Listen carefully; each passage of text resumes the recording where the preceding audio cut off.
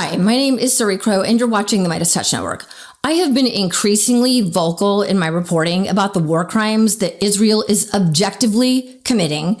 And as a result, my social media accounts have been getting absolutely throttled because the Zionist platforms owned by people like Mark Zuckerberg, the Ellisons, etc., do not want people to be informed, quite frankly.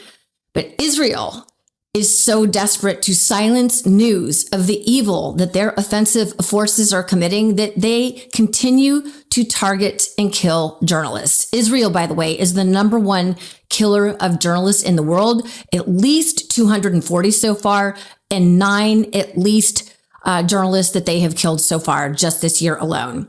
Journalists like Lebanese journalist Amal Khalil, the Lebanese journalist her people called the one with the open hair, who was documenting the horrors that the Israelis were inflicting on her people. And just last week, the Israeli offensive forces targeted and killed her.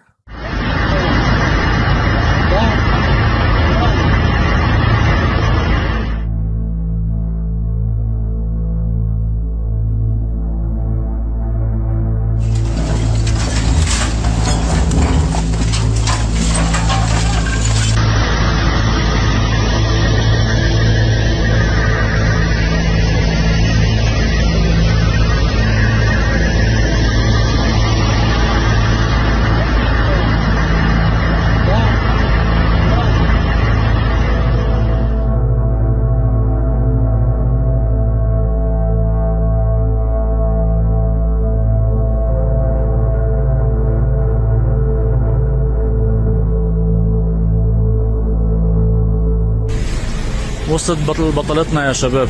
Amal is a well-known and respected journalist here in Lebanon. She had actually received direct threats during the last war from an Israeli phone number on WhatsApp, asking her to cease her reporting, in fact telling her that she should leave Lebanon if she wanted her head to remain on her shoulders.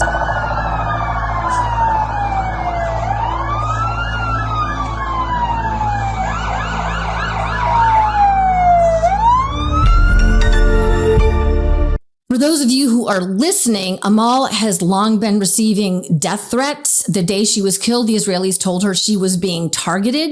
She reached out to her team and family and fled for shelter with a colleague. The IOF hunted her down. They bombed her car. Then they double tapped the building that she was hiding in. When the Lebanese Red Cross came to rescue them, the Israelis then shot at the ambulance, and Amal died while she was waiting for help. Her colleague was severely wounded. By the way, targeting journalists is a war crime, and Israel knows this. Here is the brave journalist that the IOF murdered.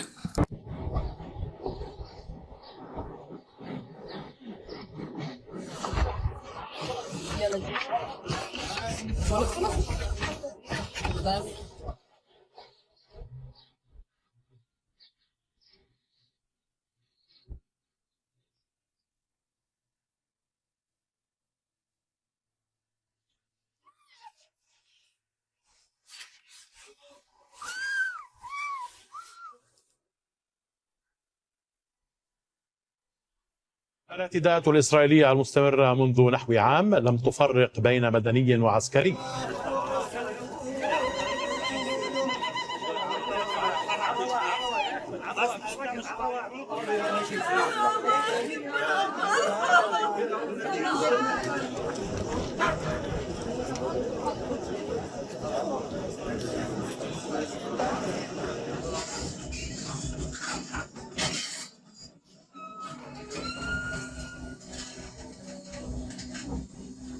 حتى المسعفين الذين ركضوا لإسعاف المواطنين.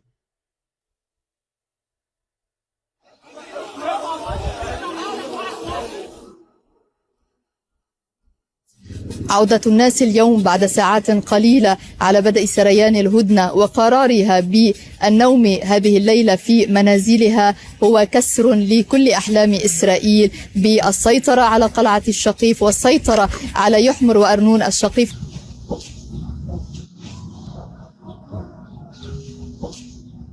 I mean, she seems like a woman who just had a beautiful heart. Levant Girl posted, she once said, I debunk the enemy's narrative of targeting only military sites by showing evidence of them bombing homes, farms, and killing children. They heard her. That's why she's dead. You only target journalists when your enemy is the truth. That's correct. And then Faiz Abbas wrote this, Israel has just killed the courageous, resistant journalist Amal Khalil, the girl with the open hair. My heart is shattered into pieces. The IOF is leveling Lebanon just the way they have in Gaza. They are decimating historic landmarks. They are destroying Christian landmarks and churches and synagogues. Trust me, they do not give a shit what they target and destroy as long as they are claiming land and hegemony. They run the Lebanese out of their homes. They eat their food. As you can see here, this Israeli captain is cooking food in a home after throwing the Lebanese farmers out. Here, they vandalized a home, just trashed it. Here's a Lebanese hospital that the Israelis blew up. Again, this is a war crime, same as they are doing in Palestine, in Gaza. Here is a little baby girl that they murdered. Does she look like Hezbollah to you? They killed her and her mother.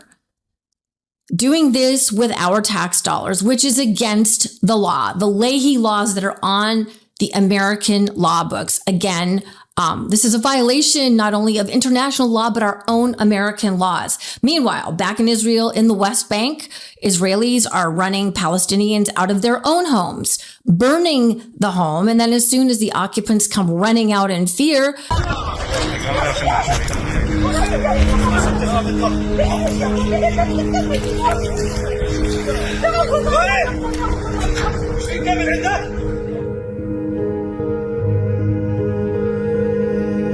the Israeli settlers shoot them. So it's a no-win situation. Not to scare us away. They're shooting to kill because they aim their guns and wherever they see people, they just shoot rounds. And, you know, they shot 4 kids, 2 kids that one of them was Nasrallah. He was going up there to save another kid that was getting beaten by clubs and being pistol whipped up there. He pays a price and he gets shot trying to save somebody. We did nothing wrong. They came to us. We are here in our own village, just being us. They come to us, they terrorize us, we get shot, we pay the price, and then they just go back to, you know, their little outpost or whatever while they took somebody's life.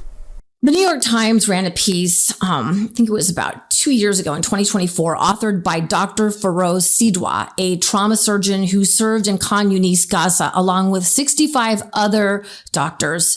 Dr. Sidwa compiled data that demonstrated a disturbing trend. These physicians found that they were treating children under the age of 12 who had all been shot in the head or chest, usually a single gunshot.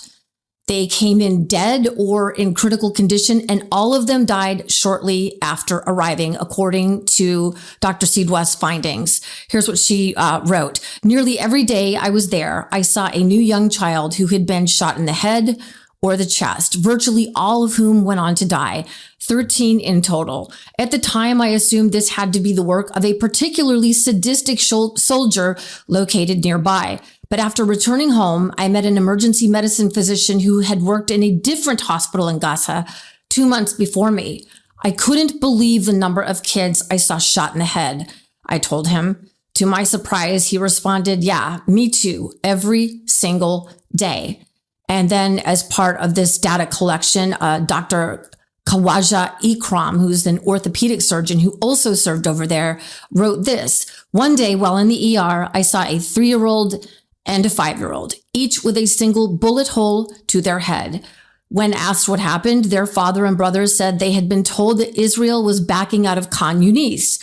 So they returned to see if anything was left of their house. There was, they said.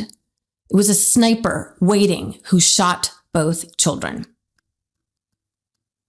Dr. Tanya Haj Hassan, a pediatric critical care doctor who also served in Gaza, said this. One child who had lost all his family wished he had been killed too, saying, everyone I love is in heaven. I don't want to be here. anymore. I don't even know what to say after that. What is the mind of the Israeli society that allows this?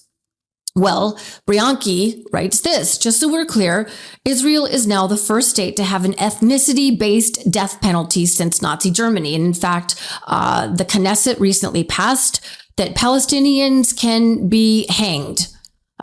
So they've signed off on, just for Palestinians only, that they can be hanged. And now they're looking at other ways of killing Palestinians only.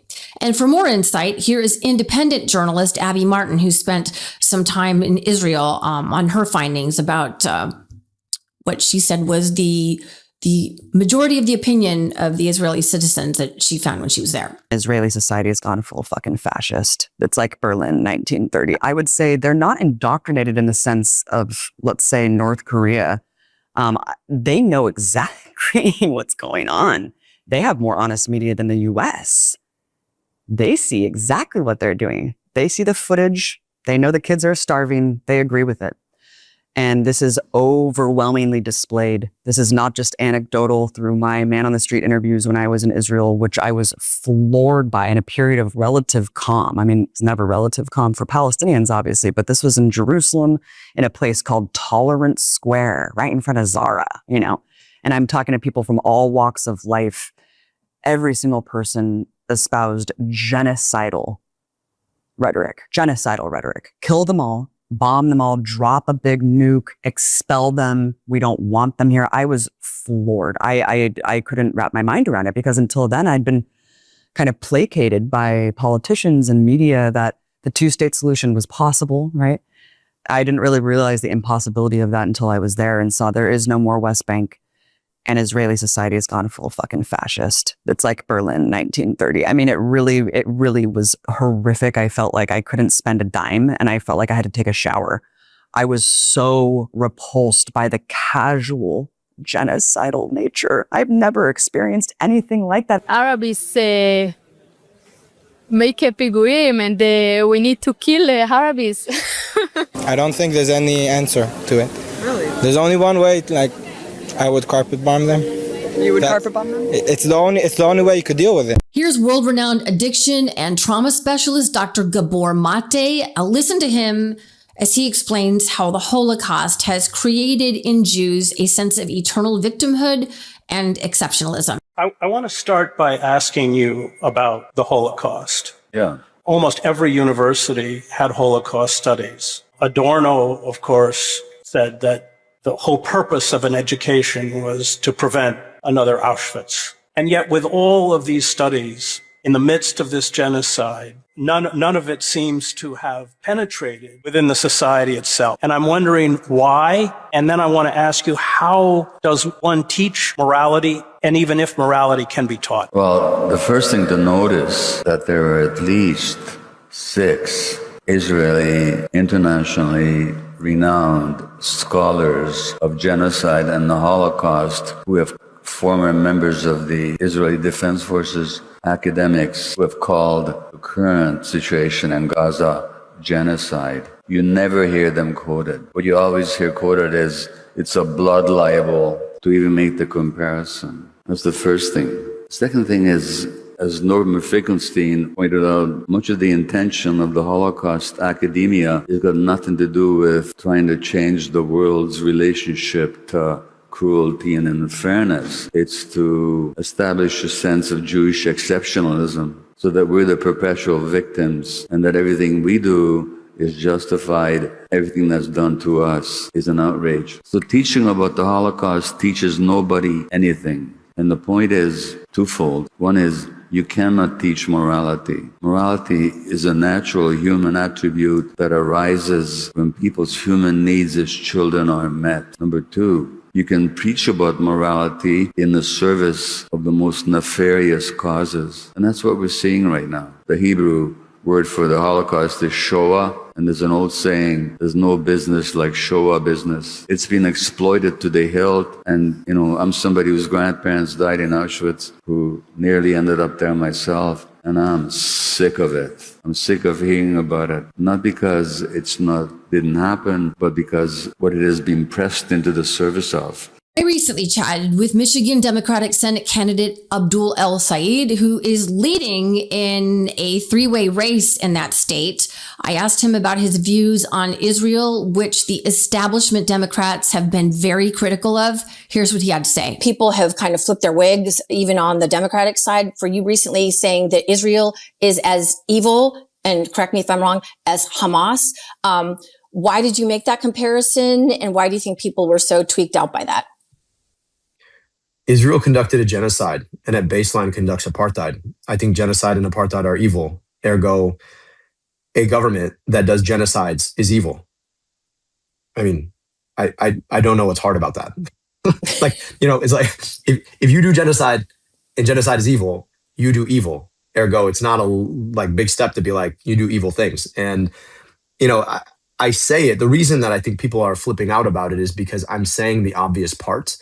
And the polite expectation among politicians is that you're not going to call out the things that you see because everybody's playing the same game of taking the same money to say the same thing to generate some manufactured consensus about the idea that Israel is somehow our great ally, even though they just pulled us into a war we had no business fighting.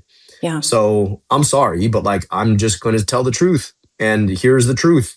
Your tax money is being misappropriated to fund evil things in another country's name rather than being used to provide you healthcare. And I think that's wrong. And I think that's wrong regardless of who's doing it. But it happens to be that the single biggest recipient of a foreign military aid is Israel. It happens to be that Israel has a huge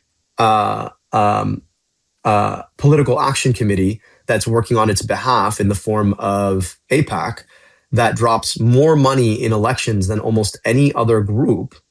And that has helped to cement that bipartisan consensus around the idea that we ought to look away when a foreign government does terrible, unspeakable things with our tax dollars. So, well, yeah. Oh, sorry. Yeah. Go on. No, and I'm going to say that, and I'm also going to say that I love and appreciate Judaism and the Jewish people. I love and appreciate equally Palestinians and believe Jewish people and Jewish Israelis and Palestinians deserve equal rights to peace, dignity, and self-determination. And I don't want my tax dollars making the fact that that does not exist right now worse. I want my tax dollars making people in my state's lives better. Did you know that 4,049 of average U.S. taxpayers' bills last year went to war and weaponry? This is according to the National Priorities Project, which just recently released these numbers. In this report, it says our tax dollars are doing more to bomb children in Iran and other countries than to feed and educate children here. You can see the headline there. It says shameful. That's right. More than $4,000 of the average U.S. taxpayers' bills are going to kill children in Gaza, Lebanon, and Iran than to taking care of our own U.S. citizens here by feeding American children, by putting money towards healthcare, which we've been told by Republicans that there's not enough money to do that. We're putting more money into the Pentagon's almost seemingly limitless war fund under the direction of the unhinged Pete Hegseth than we are into taking care of our own people. I mean, this is so upside down and so morally rotten. I don't have the words for it. But just so you know, that's where our tax dollars are going. And if you're okay with that, then I guess continue to sit with the Republicans and establishment Democrats. If you're not, then we need to move in a different direction. You know, and this, I'll wrap with this. We have got to remove the fascist collaborators from Congress. We have to. Obviously, the Republicans are all in on fascism. They are not for democracy whatsoever. They have proven that to us with their allegiance to the dictator who's running around in orange makeup in the White House. There are more than 100 true progressives running. I think it's about 120 true progressives who have committed to not funding Israel any longer, who have committed to renewable energy, to Medicare for all. Because here's the deal. Hakeem Jeffries, Chuck Schumer, Kirsten Gillibrand, Jim Himes, to name a few, ain't it? They are going to continue to collaborate with the fascists, continue to fund Israel. And, you know, there's nothing that's going to change unless we force the change. Yes. And we can do it. despite the horrific decision from the Supreme Court that came out yesterday, bringing us back to the Jim Crow days. We can do this, but we have to be fierce under fire. We have a lot of work to do, and it starts right now. So take what I have reported in this report, and that's why I do it. I hate making these reports. I have files and files of atrocities that the Israeli, I call them offensive forces, because no one's attacking Israel. Israel is attacking everybody else, are committing. And I show you just a few of them because otherwise I don't think you would sleep at night. But I want you to take the anger and horror that you're feeling and then turn it around and get behind these progressive candidates and get out there, because we have a few months left before the midterms. And we're going to have to do everything in our power to turn Congress, because the Republicans are not going to give up power easily. All right. So as always, like I said, be fierce under fire, and let's do this and do this peacefully. Right. Want to stay plugged in? Become a subscriber to our Substack at MeidasPlus.com. You'll get daily recaps from Ron Filipkowski, ad-free episodes of our podcast, and more exclusive content only available at MeidasPlus.com.